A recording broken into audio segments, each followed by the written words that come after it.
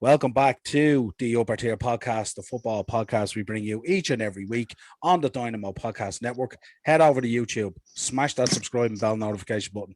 Audio versions of the show are also available on Anchor. And if you'd like to contact the show, hit us up. We're on Facebook, Twitter, and Instagram if you'd like to be a guest or like us to discuss a topic. Joining me tonight for our flagship show on the Upper Tier, the Monday Mashup. Joining me as always, Dean, representing the Reds of Liverpool. Throw you right now with a lake. Darren representing United. We had a great chat last night, great episode all about the protest / riot. Also joining me, Graham, the jersey's on, Champagne Lane is back, Bale is back, all good. Well, for now it is. And also join me, the podfather representing the Blues of London, Chelsea man himself. How are you, Ian? All in black. All in black. All in black, but not in mourning. I know it was a dark day for football yesterday, so I figured I'd wear black for you all. You know what I mean? Poor Liverpool didn't even get to get a run out. Disgraceful stuff. Yeah. Fucking best weekend Liverpool have had in months. We didn't drop any points. And United didn't either, so it was a great day for United too. All around. Yeah, it was kind of it was only bad really for Man City when you think about it, wasn't it? Yeah, they didn't get to win the league. Pretty much. Right, let's run through Prem results. Ian, we'll start with you. Great 2-0 win there for Chelsea the other day. Scored again, didn't really represent the game. Havertz looking fantastic. Mount, unbelievable. Werner, unbelievable again. What was you thinking on the game? Yeah, it was the two Kaisers, Werner and Havertz, and of course the Englishman linking the two Germans. It's great. I'd love to see them in a penalty shootout now. Although I better be careful what I wish for, because it could be a Champions League final, or there's definitely an FA Cup final on the horizon. So I don't want to shoot myself in the foot with penalties. But no, all joking aside, it was. Havertz just, I think Tuchel's management of Havertz has been unbelievable. Like his game management with him, giving him game time at the right time. I know there's a certain Dino down there that loves Havertz as well, and Mount. And it's like this was bound to happen. Yeah, it's a scary prospect with Havertz. He's such a, he really is a kind of a. It looks to me like he can be that kind of Rolls Royce player. Do you know what I mean? It's just his touch is just fucking silky. Timo, you feel sorry for because he didn't get the goal, but good Lord, he's a, I'll take Timo over Alvaro Morata any day of the week for work rate alone. Do you know what I mean? Yeah. But Mason Mount, my God, that lad is just, he's almost the glue that knits it all together. Do you know what I mean? He sees things that that other players on the pitch that we have don't see. Just great 2-0 win. Could have been 4-5, but I'm happy with the 3 points anyway. Yeah, and really big, really a big statement in terms of the week that's coming up for you. Huge week coming up for the club this week. And I was also impressed. I was listening. Tuchel was interviewed the other day, and he says he has a special program for Kai Havertz to get him back to where he wants him to be.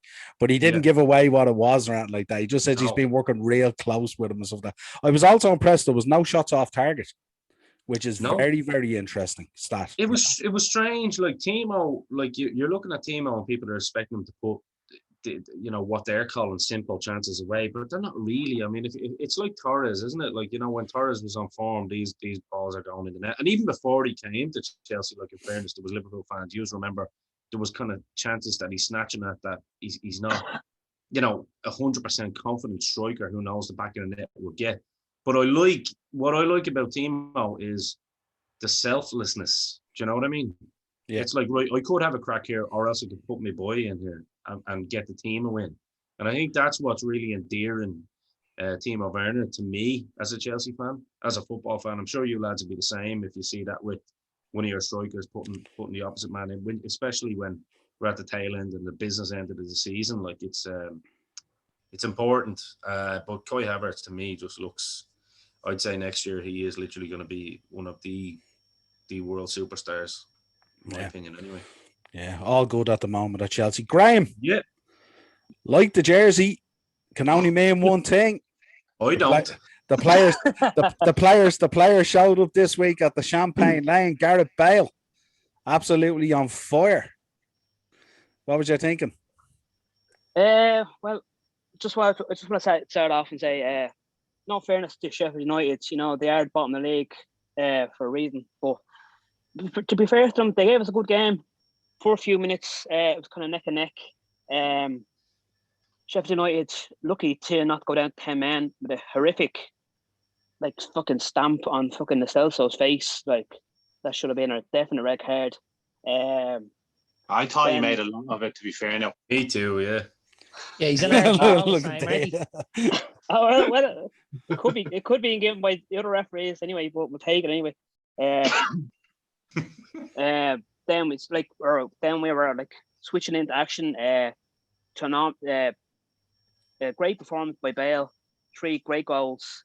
So unlucky not to get the 4th with the goal offside, but then he got his goal eventually in the end.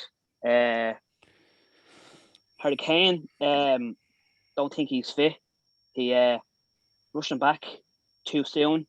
Obviously, with the Euros coming back, he wants to get some game time. But as the England captain, he knows he's not going to lose his place, because England need Kane for the Euros anyway. But yeah, like you were saying on the transfer show the other day, I was watching it. You were talking about we need to bring in a new manager in as soon as possible, and who the new manager needs to bring in, because we were saying that if certain players in the Euros have a great tournament, their price goes up and makes it harder for us. But at the other hand, it's who we keep and who we stay in, because we don't want to get rid of too many players, because we'll have no team then. So we're saying that fucking REA needs to go out, or Doherty wants to go back to Wolves, stuff like that. So send Tanzania back to France anyway. Harry Kane said the only way he'll stay is if Gareth Bale gives him 2 of them goals from yesterday. Yeah, I mean, appointing the manager is going to be critical. I mean, and the problem you have at the moment is the first 2 that you went in for have gone elsewhere already. So you're kind of running out of names if you're not careful. Running out of options, yeah. But definitely the manager is key, because there's no point in bringing in players or selling players till you know what a manager wants to do. Because otherwise you're just Roy Keane or Rafa Benitez. Yeah, definitely not Roy Keane, but we're looking to bury them, Dino, are you? Yeah. Well, that's the story. I think Dino hates Spurs more than me, and I'm a Chelsea man. Even I'm not that harsh.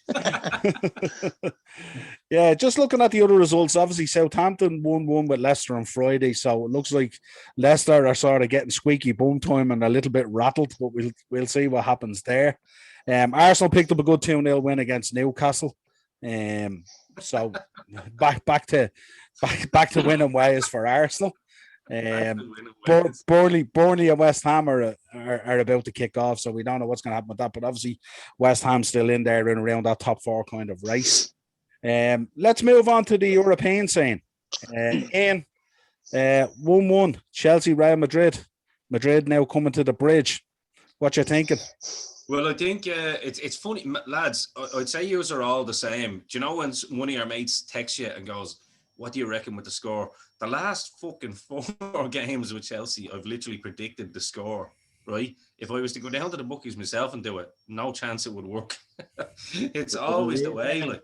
You what? Did you read today that Varane done his knee ligaments or something? Yeah, I heard that as well, and it looks like the Ramos.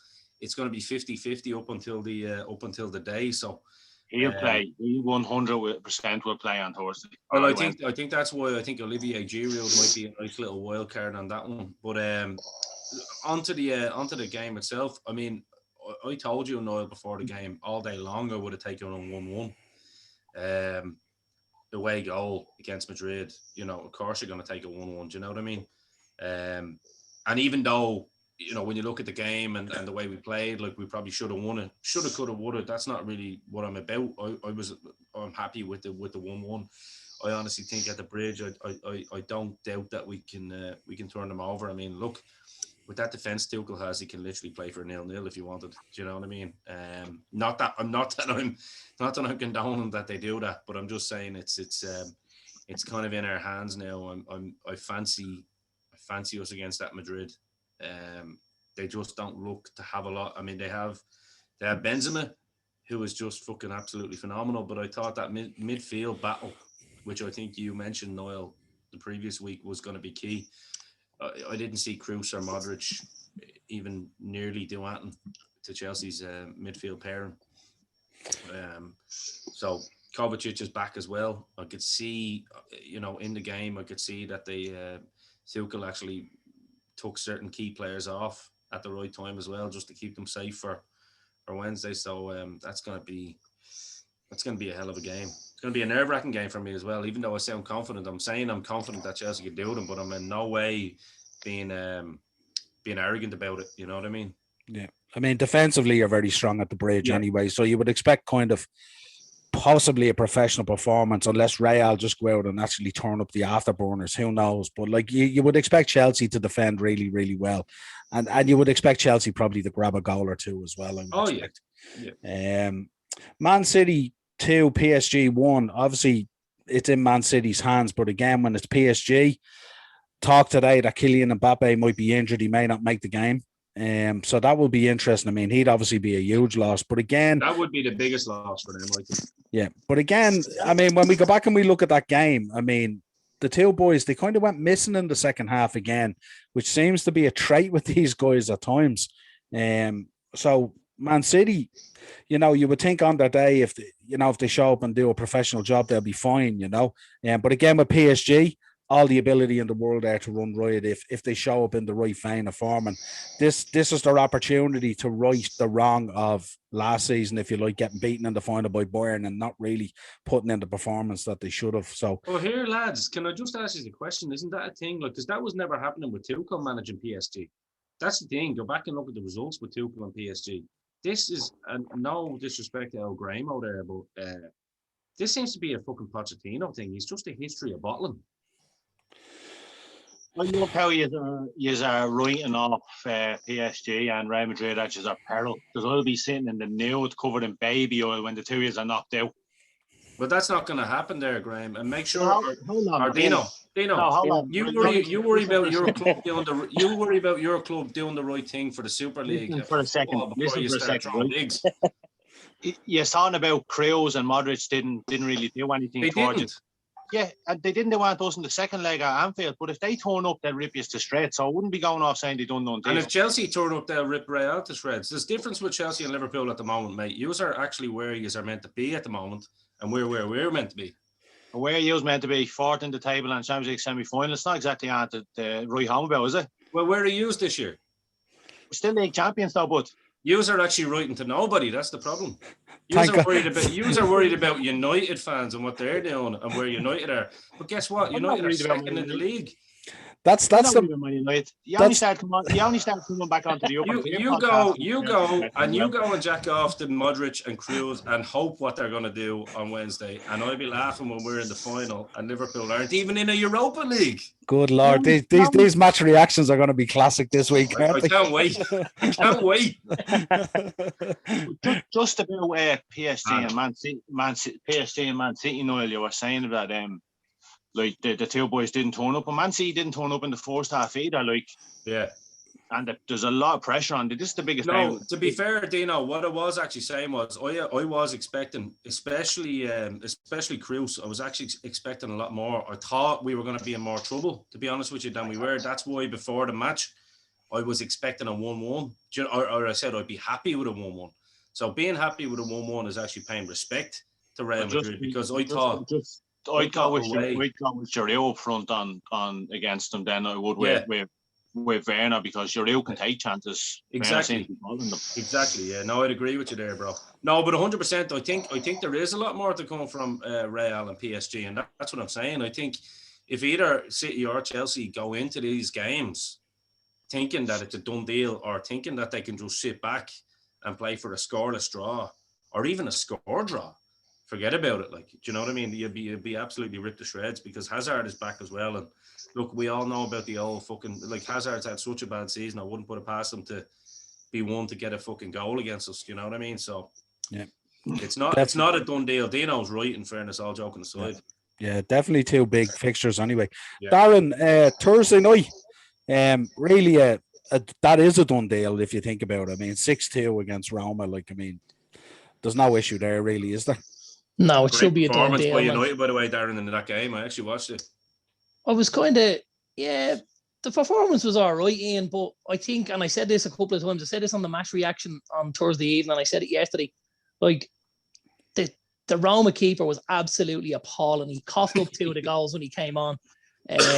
You know, and in the first half, you know, Roma stuck it to us a little bit. And when we went into 1 at half time, you know, Ollie seems to have this little magic wand that he wears. I don't know whether he shows him his flute or something at half time. To keep coming out in the second half and playing like the Harlem Globetrotters. Because the first half, we're just left looking and you're like, what is this about? And then in the second half, we're like playing football, like, you know, Barcelona from bleeding 2000s, and you're like, this is happy days. Like, why did they not show up in the first half? Is there like parking meters that they're waiting to put money into or something? I just don't know, you know. But the better teams you come up against, the less likely it is you're going to get away with stuff like that. And that's the problem. That's what's caught us out in the likes of semi-finals and stuff like that, you know, recently. And that's why the record in the semi-finals hasn't been so good, because we started off poorly and better teams like Leicester put us to the sword in that FA Cup game. Absolutely put us to the sword because we rocked up and we were really poor in the first half and we never managed to turn it on at all. And before he made changes, it was the 75th minute, the game was gonzo, you know. Yeah. So you can't keep that up, man. You know, like if we went a goal or 2 down on Thursday night, you know, we should have more than enough in the tank. It shouldn't even be an afterthought. But if you went a goal or 2 down, you just start getting a little bit wobbly, you know. I think obviously yesterday's game being bounced gives us a better chance because the lads that were probably supposed to play yesterday will end up playing on Thursday night, I imagine. Yeah, but definitely it's United with at least nearly 2 legs into the final at this stage.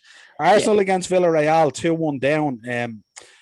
I know they're coming off a good win there against Newcastle the other day, but I'd still be worried about them. I mean, you know, they just haven't had that bottle and resilience to come back at times. And with Unai Emery there, who absolutely loves this tournament without a shadow of a doubt, you know, I'd be worried about Arsenal on Thursday. Yeah, I mean, like for me, it's like if United and Arsenal get into the final, there's only one team I want to win. It might sound controversial, but of course I want United to win. I don't want Arsenal to do anything any time of the week. But yeah, no, I honestly do think Villarreal will do Arsenal. I don't think Arsenal will have enough to just testable fortitude to fucking actually come back and win. Do you know what I mean? Like you can see United. I agree. I think United will be comfortable enough. They might get a couple of scares, as you say, but I don't think not enough for them to go out with a tie. I really don't think so. I think it's a really sad indictment of the competition that Arsenal are anywhere near a final because they're absolutely woeful. It doesn't say an awful lot about the competition itself, you know. To be honest with you, I mean, for United or whoever, like United are lucky to be in a position that they're in the you know, they're in the top 2 anyway. So this just kind of solidifies it if they win it, and it's another fucking trophy. It's another notch on the belt. Whereas it's almost been the competition, hasn't it? Like where if you're a top-ish tier English club, it's your chance for salvation just to get one last shot to get into the Champions League. But I agree with you there, Darren. I think it is really a sad indictment that Arsenal are anywhere near that. Personally.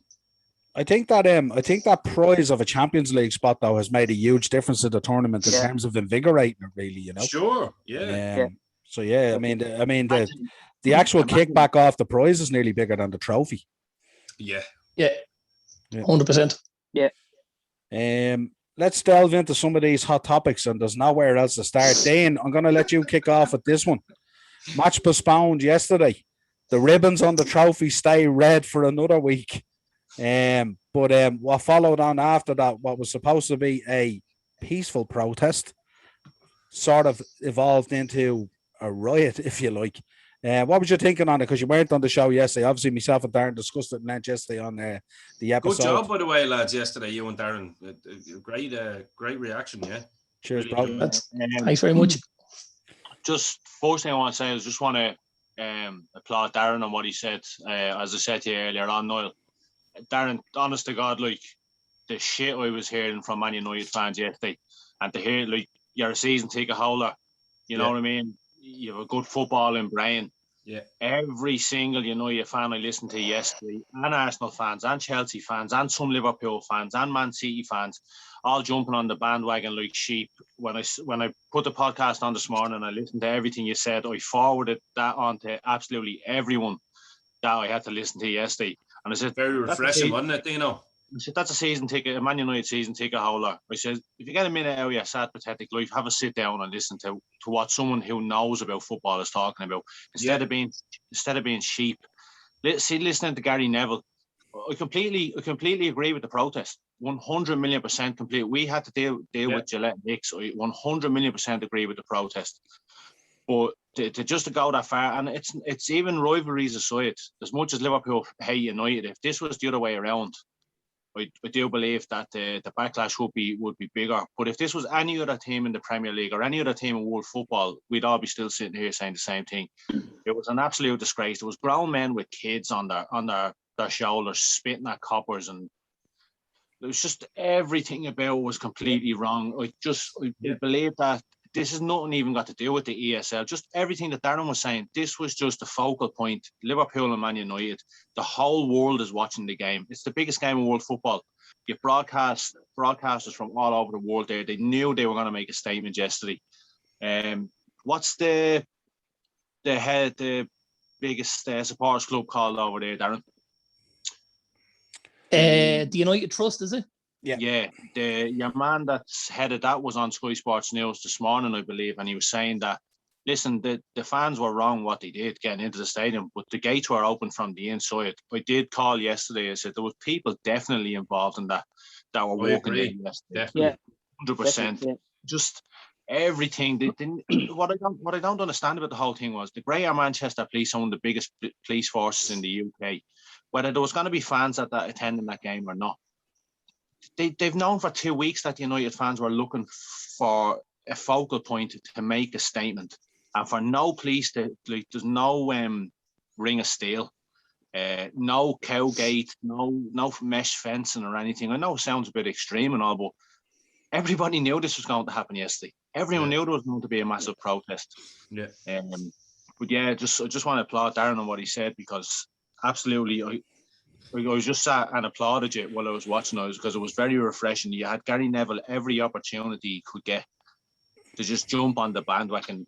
They should have just gave one of them shepherd's hooks and just sent them out and just let them around the stadium, because he's just a preacher at the moment, and he knows that if he turns against the fans or he says anything that they don't like, that abuse is coming towards him as well. But it remains to be seen now what'll happen, what they'll do, because Sky Sports News put up earlier on, there is an article in the rule book from the FA that if something like this happens, there is grounds there to deduct points and give a win. Now, what Darren said, I'm not going to be on here preaching saying, oh, we should get a 3-0 win and we should get the 3 points. It's neither here nor there, but they do need to make a statement and say, look, they're deducted. Liverpool get a 3-0 win, they get the 3 points. This happens again, we're talking 10-point deductions, 15-point deductions. They have to put something in place. Bino, think about it logically as well from a safety point of view, right? And Darren, I concur with Dean in everything you said there. I thought it was very refreshing to hear Man United fan fucking. No, I was trying to wind you up before the show, and I was like, I can't even do it to this lad, because he's a proper fan, a proper football fan. I think at the end of the day, right, regardless of what your protest is, and lads, we're still in lockdown. There's been protests for this, protests for that, on things probably more important than football. There's a way to do it. The way that the United fans did it the other day was they put people that are working within the stadium and within the jurisdiction in jeopardy and in danger as well. Do you know what I mean? If it was a peaceful protest, it could have easily been, we're going to go in and we're going to occupy fucking Old Trafford, and they could have had a sit-down protest. You know what I mean? They could have easily all sat on the field and had, like Dean said, had the kids on their shoulders. But spitting at Copper, spitting at fucking, you know, that aggressive kind of mentality when you're going in, it's like, right, the Glazers aren't there. And plus, even if the Glazers weren't there, or say they were there, what do you want to do? Murder them? No, you want them gone from your club. You know what I mean? There's a way and a means to do this. And I think the way it was done yesterday, I think was wrong. I think I'm not going to just, once again, I'm going to commend Chelsea on the first fucking thing that they done. They went outside the bridge, said, fuck this shit. There was none of that. Tottenham had an L gig, which was mad. Yeah. Tottenham had a party. It's, oh, lads, let's all get together. But no, all joking aside, I think Dane is 100% correct, and I think Darren was 100% correct in his analysis of it yesterday. I think there's a way of doing it, and yesterday was the wrong way to do it. And it seems like Gary Neville's just taking this, trying to take this mantle of being like the voice of the voiceless kind of thing. And it's kind of starting to bother me because I do like Gary Neville. But yeah, he's started to fucking bug me out now with this because there's two things, all right. As Darren said, like I can't really. Everything Darren said is my sentiment on this. No, I want to banter with him, but I can't even. That's the thing. No, the two things, okay. The only way to hurt these people, to get them out of your club, is you sell out Old Trafford every week. After 5 minutes, 10 minutes, everyone walks out. Yeah, simple as that, right? Yeah, but the only thing about that is, I'm not to cut across you, if you already sell it out, they've made their money, they don't care. Exactly. Don't show up. You need to leave tickets sitting on shelves. Yeah, you need to make sure when they're expecting to sell 50 or 60,000 season tickets, they don't sell any. But the problem is, go on. No, sorry, I don't mean to cut you. I only none at all. Now, what you were saying yesterday, like me and Noel now, like firsthand, we're trying to get tickets for Anfield. We went over for games, and I'm getting up, like I'm one of the days, like I go over, just get pissed and just sing for 90 minutes, and you get people looking at you, and they're like sit down and trying to watch the match, and I'm like, mate, you do know you're in one of the biggest like footballing grounds in the world, one of the biggest clubs in the world. Just because you're a commercial tourist supporter, you know what I mean? I actually like played for the club. But what you were saying, like if those 79,000 people don't buy tickets, there's another 75 or 79,000 people that will buy tickets. So it's a lose. You know what I mean? That's 100% part of the problem. You know, like I said to you, you can walk down Manchester on a match day, and you could literally sell your ticket 5 times over if you wanted to. There's that much interest in it, you know, and that's why obviously people can command massive prices on certain games and stuff like that. So you would need everyone to buy into it. And I think getting people to buy into it at that level is going to be too difficult. You know, you'll always get a core group that'll say, we're going to do this, and they'll stick to it and they'll go all the way with it. But you will have fellas that'll just go, oh, you know what, I wouldn't mind seeing that game today. And they'll buy a ticket, and all of a sudden, you know, the Glazers are going, Jesus, there's another 5 million from a gate. Happy days, we'll keep rolling. That's like anything, Darren. It's like people who want to protest against, like, say, you know, not in COVID times, but in normal times, if they're protesting against their own government or they're protesting against whatever, you'll always have that certain group that can be bought. Do you know what I mean? Oh, we'll put an extra tenner on your dole next week, so don't protest. Oh, grand, I'm all right. I'm out. That's it. You know what I mean? 100%. They're the exact same. And then you get the fucking scroats, which are just looking for any excuse to have a few beers and go in and protest and act the bollocks. So it's like that's what you had yesterday. You had an element, and I'd say a good element of honest fans yesterday that were going in to occupy fucking Old Trafford for the right reasons. But then you had the scroats then that were just going in just because it was like we're on telly and we're gonna ruin it on everyone else. But even to like, I saw the video, obviously you might have seen the video today, the lads kicking the disabled entrance through with the glass. Like, you know what I mean? They're desecrating their own stadium. How can any self-respecting fan go and damage? Because for me, the same as Dean is talking about there, Old Trafford is the mecca for me, you know. And to think, like, I see someone spitting the ground there and I'm looking at them saying, what the fuck are you doing? Like, this place is holy grail. Don't be acting like that. This is our club, and this is what our club is built on. so you don't disrespect the place. So for self-respecting United fans to put them silly green and bleeding gold scarves on and start kicking through windows and fences and doors, that's just absolutely outrageous and despicable, man. I have to be honest. I agree. I was looking at the coverage yesterday, and I'm sure you've picked up on it as well, and we spoke about it, Darren, but I don't know whether I was more sickened at the fans' actions as I was about the punditry trying to justify it. Yeah. It was just to see the lads on punditry, even Cara and Gary Neville trying to justify this, or the Glazers brought this on themselves and all. Yeah. What the hell are you talking about? You know what I mean? No, nobody asked for that. You know, nobody asked for anything like that. Yeah. And the boys, for me, didn't take it seriously enough. You could see them having a bit of skit. Mika Richards was having a giggle. The two boys were down below. It was very, very amateurish. And I think Sky should have a look themselves after it, you know.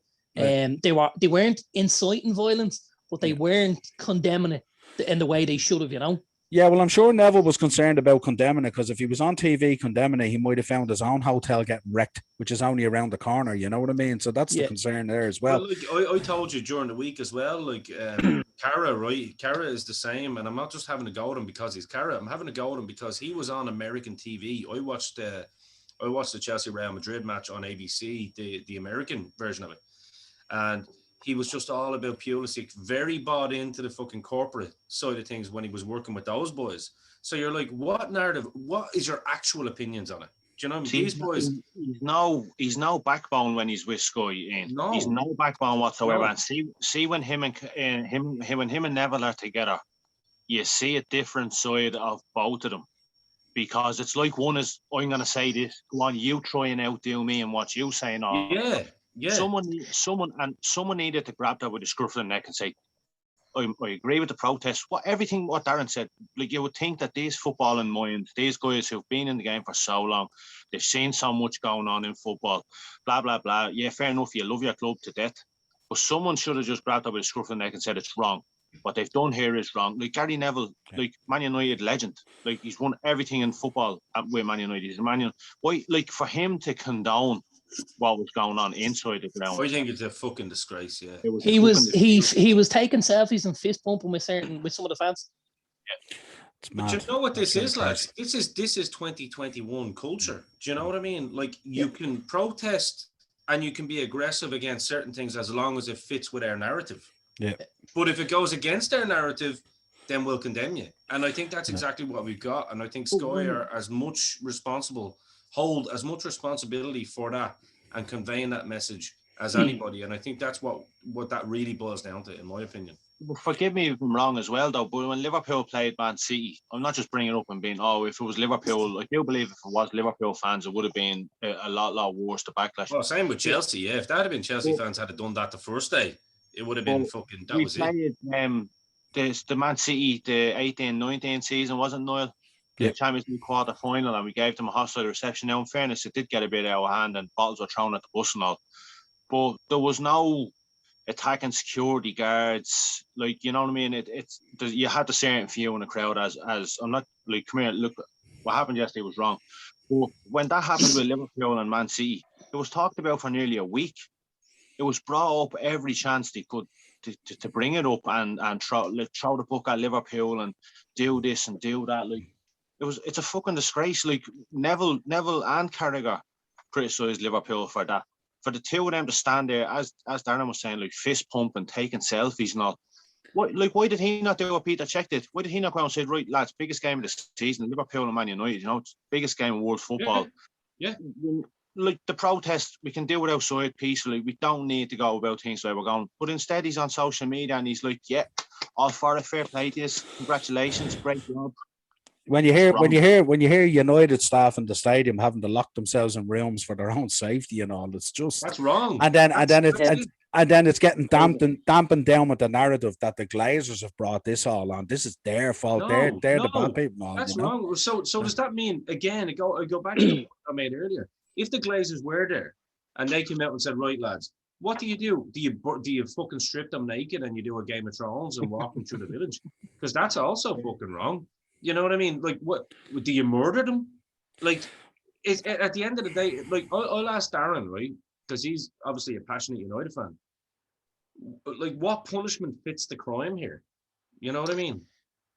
It's, you see, and this is something we talked about yesterday, you know, it's what your expectations are of, you know, an owner.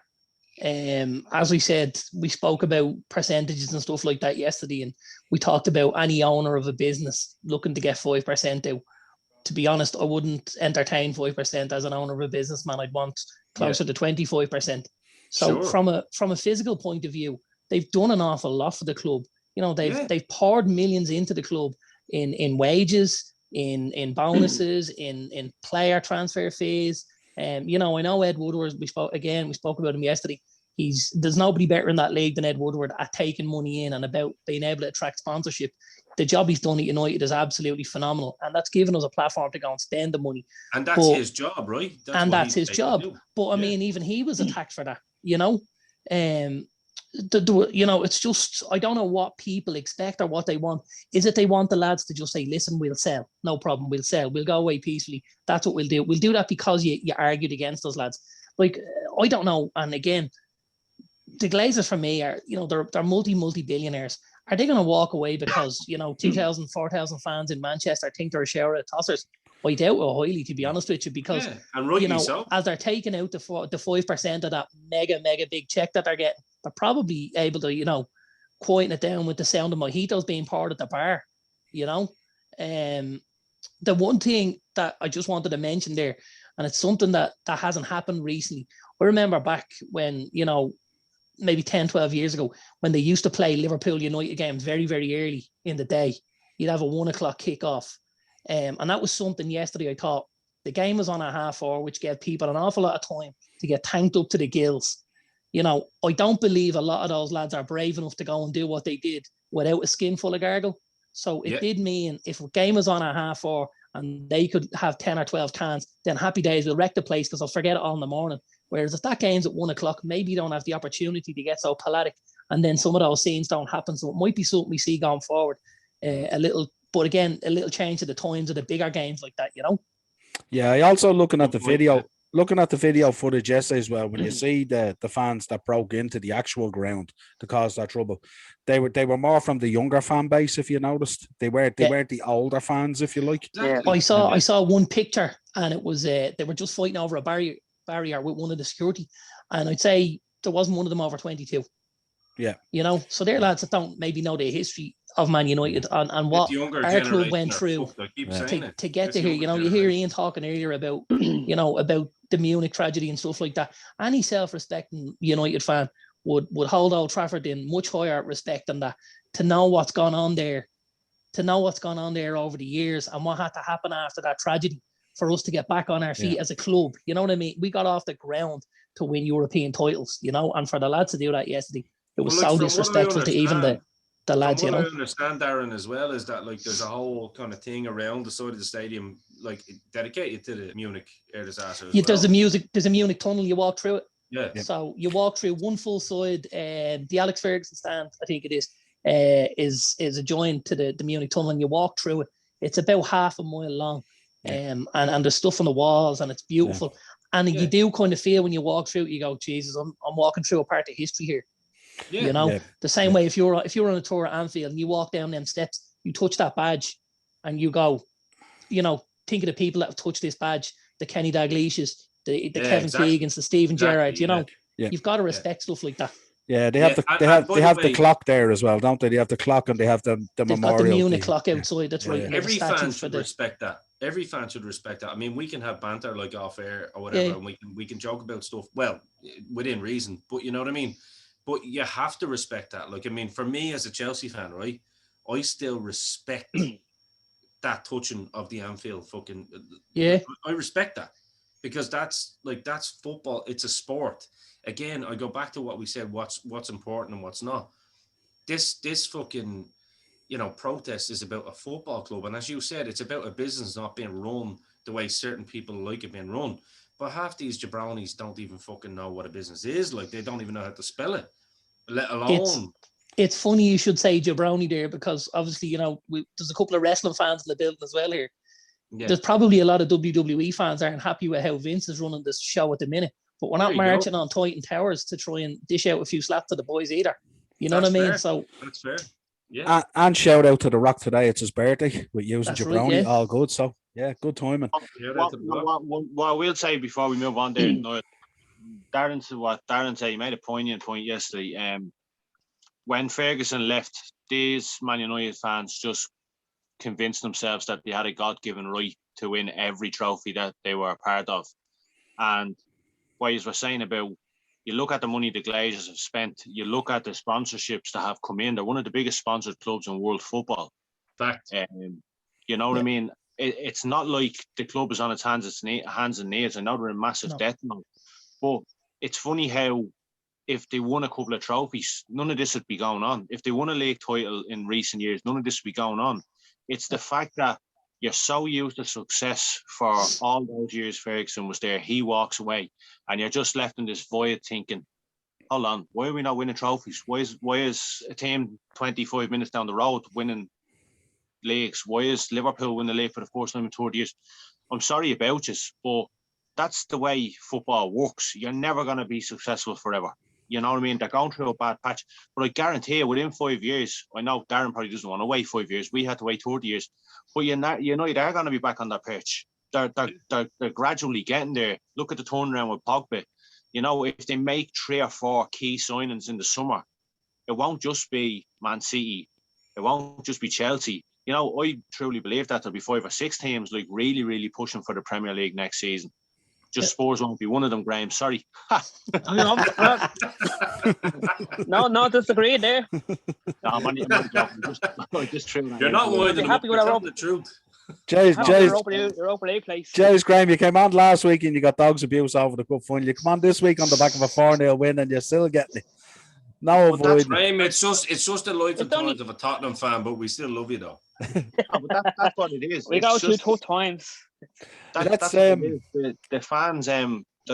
They convince themselves that they have a God-given right to just be continuously successful, but they just need to suck it up. Like that's the way it is. They will. And there's been elements of Liverpool fans that have had that mentality as well, especially old school Liverpool fans. You know that. Yeah. You know what I mean? And it's the same now. I see young Chelsea fans and I'm like, shut the fuck up. You don't remember when Dennis Wise was playing. You don't remember when Zola and Hullett and all were there playing fucking sexy football. It wasn't about winning trophies for Chelsea. Maybe, well, it was FA Cup, Carling Cup here or there. But it was about the brand of football and the actual identity of the club and what it was trying to portray. Do you know what I mean? Just a competitive football club. I remember that, and Niall knows my passion for that, like as clear as day. Like when Glenn Hoddle came in, I was like, good Lord, we got Hoddle. You know, a Spurs boy. But he came in and fucking gave an identity to the club. So this whole idea of God-given right now, the point that I'm making off the back of what Dean said without going too far back in history is that I see young Chelsea fans now going, oh, well, this is a load of bollocks. We should be doing this. We shouldn't be doing anything. We're rebuilding. That's what happens. Football is so different nowadays. You look at, I'm on football forums and you get people, everybody, random teams like they've never heard of and all. But you ask when someone comes on, you're like, oh, what? Like, are you supporting an English team or a Scottish team or a German team? And you get fans and like, who do you support? And they're like, say, just using Chelsea for example, and I'm like, all right, like, how long I'm supporting Liverpool since 1994. I'm like, how long you supporting Chelsea? And they're like, about 7 or 8 years. And I'm like, what age are you? And they're like, 31. I'm like, who did you support someone before that? And they're like, when did you get into football then? Yeah, exactly. But now, what Noel said yesterday, like with Ferguson leaving, we got lucky that when Shankly left, Paisley came in. When Paisley left, Joe Fagan came in. You know what I mean? We had Kenny. Like, we got lucky that we'd 4 of the best in the business took over as their manager at Liverpool and continued that success. When Kenny walked away, everything just crashed. That's what's happened with Ferguson leaving. You know that was always going to be on the cards with Ferguson. You're talking about I think the greatest 2 managers for me. I mean, I'm not a fan of Ferguson, but at the end of the day, you have to fucking call a spade a spade. Ferguson and Marcello Lippi for me were the 2 greatest managers. Do you know what I mean? Of my generation that I grew up watching. Brian Kerr and Steve Staunton were mine.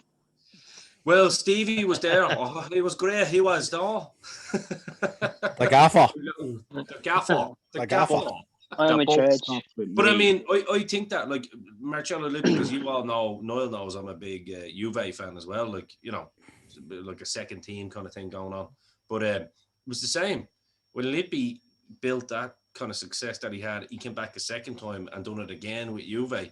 With Ferguson, it was always going to be a one-man team, but he had built a dynasty. He built the Chicago fucking Bulls of the Premier League. Do you know what I mean? And it was never going to be easy.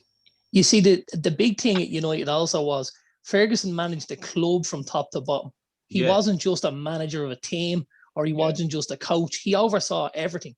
And then you went to having David Moyes, who was a coach. He was predominantly a coach, not a manager. And then you had the issues with, who was signing players, who wasn't signing players. You had the whole structure had to be restructured because one man left the building. So it was always going to be like a deck of cards, and it did come down like that. But for me, to be honest, like as a United fan or as any sort of football fan, it's the dark days that make those lifting the trophies even more sweeter. I got my season ticket the year that Ferguson left. So I've seen the good times and I've seen some bad times. I've had to sit through us losing to Newcastle, West Brom, Swansea, you name it, they beat us. And I kept getting over. But then when you get there and then you're there on a day where you beat Man City 4-2 in the derby, or you beat Liverpool 3-2 in a local derby like that as well, the biggest game of football in the world for me, like they're the days where you'll always remember those sort of things. And when you win trophies at the end of stuff like that, they'll mean more to you than anything than just rolling them off 2, 3, 4 in a row. City fans now, I envy them in one sense, but in another sense, they haven't had to go through or go to the depths to go to win trophies that United have and maybe that Liverpool have. Like I was all for Liverpool winning that Premier League trophy last season because they're a massive club with an awful lot of history, of huge respect for them, and to see them the way they had to scratch and claw to get there for 30 years, and they that was their grail, and we all like when somebody battles and gets to that spot in the end. I love, I have huge respect for both clubs as well, Liverpool and United, even though, traditionally they're the clubs. We like Chelsea were lucky enough, I was lucky enough, should I say, to, get a manager like Mourinho in, as Dino likes to tease with me, like back in 2004. But I mean, like, Noel knows, and Dino knows, I've been a fucking fan since I was a kid, and all of a sudden, it was like I now get to be a FIFA fan. You know what I mean? So I was there in those dark times. Not even dark. You had the auto glass on the jersey when it was Dennis Wise and Jody Morris and John Spencer and fucking, and that's Sam Dallabonna, who we thought was the next Italian prospect. And it was like, oh shit, no, he's not. He's off to Atlanta now on loan and he's never coming back. I can top all them signings. Liverpool bought the best prospect there ever was. It was just didn't work out. Sean Dundee. Sean Dundee. No, but of all those things, I'm going to cut a promo now. Of all those things, and the highlights of United's year, the highlight of Liverpool's year is like winning trophies. The highlight of Tottenham Hotspur's year is getting a draw at the Bridge, and that's it. It's a huge result. Huge result. Should be celebrated. Yeah. Should be celebrated. Just don't bring Leicester into the equation. Graham, don't tell us you ordered any of that finalist merchandise that went on sale. Oh no! Oh Jesus! Please. No. Why? We lost the final. We lost another final T-shirt. Did you get the half and half scarf? It is an opportunity though to lift a cup.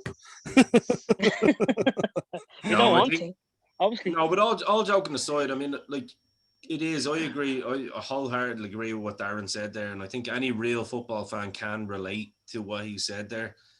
Just to throw my 2 pence in, if you're going to be a fan of your club, be a fan of your club till the death. Yeah, it was the same. If the Super League had happened or whatever happened, there's no way that badge and my eyes when they looked at each other wouldn't still feel that fucking love. Do you know what I mean? Because it's always going to be there. And like, it's easy to turn around and say, oh, I'd have knocked it on the fucking, I'd have done this, I'd have done that. I personally don't I don't think that's a real football fan. That's my honest opinion. I think you love your badge. I see Dean, I see Darren, you know, I see Noel. I know Noel, and I know Graham, and I think is all like we all love our club till we fucking to the death, you know, and no matter what happens, you never turn your back on it, like, because at the end of the day, you know, I felt like that this Super League, I called it. You know, I'm gonna be the heel on this one now, but I'll hold my hands up and say, yeah, come at me, bitches. Like the fucking this Premier League was built on greed and money as well. Yeah. UEFA and FIFA have been built on greed and money, and the only bite back from this was that this could be a league that takes money away from us. It wasn't because, do you really think they cared about the roots of football? I don't. I don't understand why. Like the fans won nothing with the ESL being with it being like just shafted. I know. Because at the end of the day, it's just all the corruption that's in FIFA and your UEFA is still there. Why is Neville not coming out and talking about how bad your UEFA are? Yeah. It's been cut out. Why is he not coming out and talking about how bad FIFA are? Neville just loves to jump on the bandwagon. He knows he's a shepherd and there's so many sheep out there. But Neville is a little rat anyway. I mean, he was always called a rat back in the day, and obviously we're now seeing why, not just by looks. He obviously is just a little rat. And the thing about it is, what baffles me about this whole ordeal, right, is that imagine if they had put that much effort into actually stopping racism in football. Yeah. Imagine what could have been done. But no, you take money from our pockets, different story. Because let's be real here. I looked up the fucking plans, I'm sure you all have, of the Super League. This wasn't them saying we're not going to play in your league. This is just going to be an elite league for elite teams that play in, you know, on the off games. That's what it was. But no, that still wasn't good enough. This is going to ruin football. There's no relegation. There's no this. No, because it's meant to be a fucking Super League. In the off, like, I don't know, lads. It baffles me. It really does. Yeah, there's always. Go ahead, Darren. Of the 14 clubs that weren't involved, you know, how many of them, if they were asked to sign up, would have signed up? Yeah. To the Elite Super League. Yeah. You know, if the lads had come and asked all 20 clubs, they'd have bounced the Premier League quicker than not go that direction. Yes. You know, so I don't think you can kick a man for going in that route, to be honest with you. You know, we blaming the owners and we're saying it was money and it was great. But, you know, football changed when Sky got involved with it in the early 90s like that. And we cheerleaders at Selhurst Park at half time, you know, and stuff like that. That football changed then. They tried to be the Super Bowl, yeah. Yeah, you know, and when money took over and everything started to snowball in transfer fees. You know, I remember seeing the Newcastle fans on the steps at St. James's Park when Keegan said he was going to sell Cole for, what was it, 7.5 million plus Keith Gillespie. Like, that's chicken feed now. You know, even Spurs couldn't sign a player for that money at this stage, you know, and it's just snowballed. Like, to see, as Noel was saying yesterday, that absolute degenerate Haaland and what he wants to play football. If you need that amount of money to play football, you're not a football fan. I hope nobody signs Haaland, and I hope he has the worst season next year. Because for me as a Chelsea fan, as soon as I heard they wanted Lukaku instead, because they're not even touching that, I'm like, you know what? Give me Lukaku, thank you. Bring Lukaku back to the bridge. I'll have that all day long. Because that doesn't. I agree with you, Darren. I'm glad you brought that up, because that's a fucking disgrace, that is. Been talking about for a couple of weeks. These parasites, these people in football are parasites. I'm not going preaching about world hunger and all this stuff, but just that transfer alone just will turn your stomach. Yes, completely. But you know what? Fuck Alf-Inge Haaland as well, and I'm glad Roy Keane broke his fucking leg, because he's another parasite as well. Because imagine him actually willing his son on to demand that kind of money.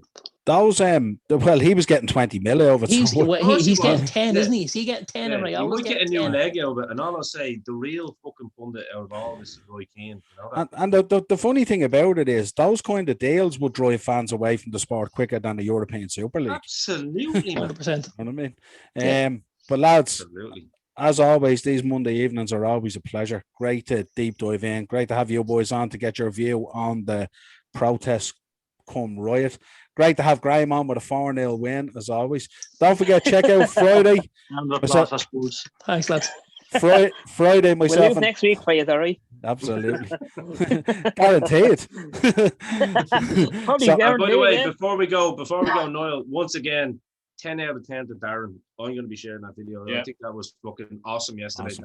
Darren. 100%. Thanks very much, and lads. don't Sorry forget, for winding you up at the start of the show. Not at all, not at all. and don't forget to share this one either. As always, lads, don't forget, check out Wednesday. We'll be dropping our Legend series with one and only Paolo Di Canio. And also on Friday, myself and Dana will be dropping our weekly transfer show on Friday. As always, head over to YouTube, Dynamo Podcast Network. You don't need me to tell you what to do. Like, share, subscribe, bell notification. Smash that bell notification. Absolutely. Also on Anchor for our audio shows. Don't forget to hit over there if that is your flavor, as opposed to the viewing of all these beautiful men that will be on these shows. For myself and from the panel this week, a pleasure as always, lads, and we will chat to you again real soon.